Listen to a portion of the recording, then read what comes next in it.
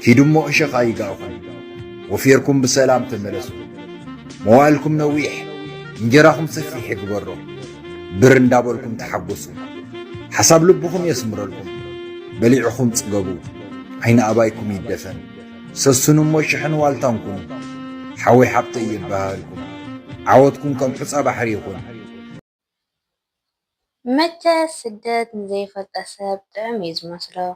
أنا ونكم مسلمية تبجسة بحقي اتسهرة مدرة بدأت علي بحري بدعم يخبيت جن أملاخ مسكن كل بحيل أملاخ سجرة نبت زد له بتا بسلام أتخو سلام نعم يسري تبسحات تلتي كما يتخانور حنرهم أنا زهير مسكن سلام له قمت أنا سلام زد له دما أبزز اللحمو سلامكم بزحتري في بالي اللي كراس حتي نعاكم تمهريا زوركوا حقኛ ዛንታ ፌቨል ሒዘልኩም መጥልሆ እስካብ ቪድዮ ፍጻምታ ምሳይ ክጸንሑ ደሞ ይዕድመኩም ኩራት ሓደይ ነዚ ቻናል ሓድሽ ዝኾንኩም ደሞ ሰብስክራይብ ብምግባር ቤተሰብ ኩኑ ቤተሰብ ዝኾንኩም ደሞ ላይክ ብምግባር ነዚ ቪድዮ እዚ ተኸታተልዎ ሁለኩም ፈቱ ናብ ደሞ ዓንዲ ዛንታና ከእተኩም እየ ምሳይ ፀንሑ ኩራት ሓተይ ስመይ ፌቨን ይበሃል ካብ ስድራኛ መጨረሻ ውላዶም እየ ግን ብጣዕሚ ሓንቂቐ ስለ ዝዓበኹ ዋላ ይረብሻ ይቆፀነን ነይሮም ብከምዚ ኣተዓባብያ እናዓበኹ ድማ እናገበዝኩ ኣብ ዝኸድኩሉ ግዜ ሕማቕን ፅቡቕን ምስትውዓል ጀመርኩ ካብኡ ድማ ፀባየይ እውን ትሕዝ ዝበልኩን መኽበሪ ሰበን ኮንኩ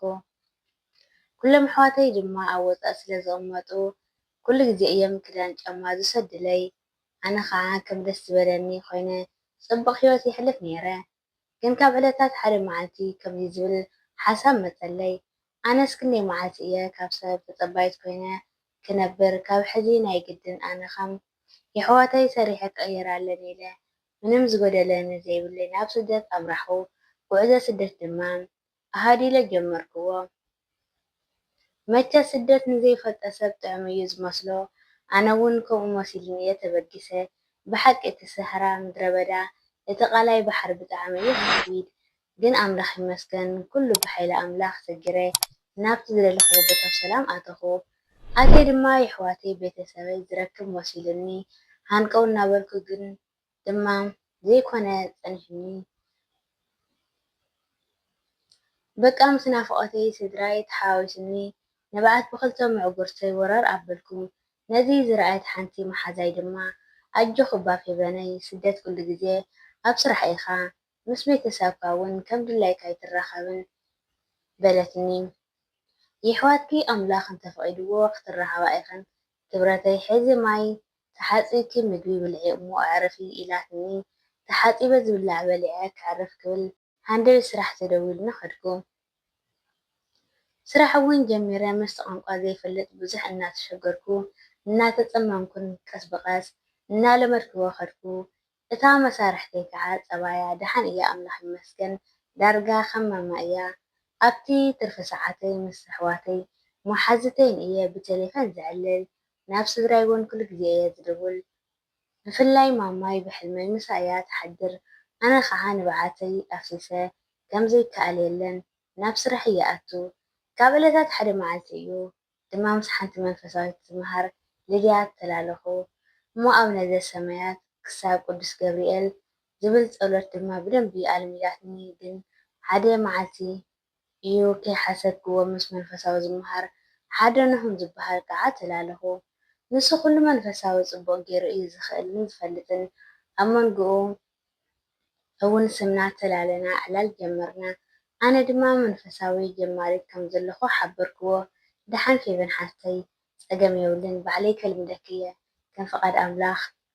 ጥራሕ ንስኺ ድሌት ይሃልኽ እምበር በለኒ ኣነ ድማ ምስታ ቀዳመይቲ ዝተላለኽዎ ሓፍተይ ገዲፈ ምስቲ ናቱ ሓሳብ ተስማዕምዐ ሓቆፋ ኢለ እውን ተቐበልክዎ ብፅባሐይቲ ድማ ፌቨን ሓፍተይ ከመይ ውዕልኪ ኢሉ ድማ ደወለለይ ኣነ እውን ኣምላኽ ይመስገን ከመይ ኣለኻ ኢለ ሰላምታ ምስ ኣቕረብኩሉ ድሓን እየ ፍትውተ ኢሉ ናብ ጸሎት ኣብ ነዘ ሰማያት ምልማድ ጀመርና ሓቂ ሓይሽ ኣነ እውን ኣብ ብዙሕ መዓልቲ ብደንቢ ገይረ ከኣልክዎ እሞ ብጣዕሚ እየ ዘመስግን ንሆመይ ንዓኻ ዝኸውን ቃላት የብለይን ስለቲ ሰናይ ስራሕኻ ዓስብኻ ኣምላኽ ይክፈልካ ኢለ ኣመስገንክዎ ንሱ ግን ነኖ ፌቨን ንዓይ ምስጋና ይግበአንን ምስጋና ንልዑል እግዚኣብሔር ይኹን ኢሉ ብዙሕ ምኽርታት ለጊስለይ ተፈላለና ልድያ መሓዛይ ግን እንታይ ኮይና ፌበን ዘይደወለ ስራሕ ዶ በዚሕዋ ይኸውን ወይስ እቲ ጸላእ ዲያብሎስ እዩ ካብ ዓለም ከይትወፅእ ዕንቅፋ ዝኾና ዘሎ ኢላ ኣብ ሓሳብ ጠሓለት። ኣነ ግን ከይድውለላ ብናይ ንሆም ቃላት ተመሲጠ ዋላ ሓንቲ ኣይዘከርክዋን። ሌድያ ግን ሓሲባ ስቓይ በለትን። ቀፂላ እውን ደውላ ዘጥፍአኒ ምኽንያት ሓተተትኒ። ኣነ ከዓ እናተሰከፍሉ ሓፍተይ ጠፊአ ዶ ስራሕ እኮ እዩ በዚሕኒ ዘይደወልኩልኪ ኢለ ሰላምታይ ኣቕረብኩላ። ኣይ ድሓን ስራሕ እንተኾይኑስ ፀገም የብልን ፌበነይ እና መንፈሳዊ ትምህርቲ ከመይ ኣሎ ጸሎትከ ክግብዝ ዳ ኣለኸ ይበለትኒ። ኣነ እውን ኣይ ድሓን እየ ድኻም ደኣ በዚሕኒ እምበር ኣብ ጸሎትኪ ዘክርኒ ሓፍተይ ኢለ ናብ ንህም ክድውል ሓፂፀ ቻው ኢለ ተፈለኽዋ። ኣብ መንጎ እውን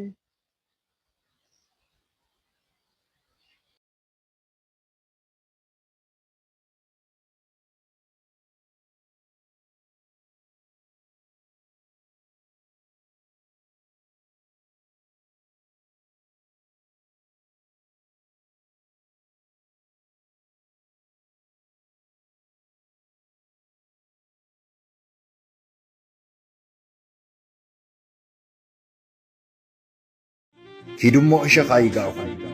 ወፊርኩም ብሰላም ተመለሱ። መዋዕልኩም ነዊሕ እንጀራኹም ሰፊሕ ይግበሮ። ብር እንዳበልኩም ተሓጐሱ። ሓሳብ ልብኹም የስምረልኩም። በሊዕኹም ጽገቡ።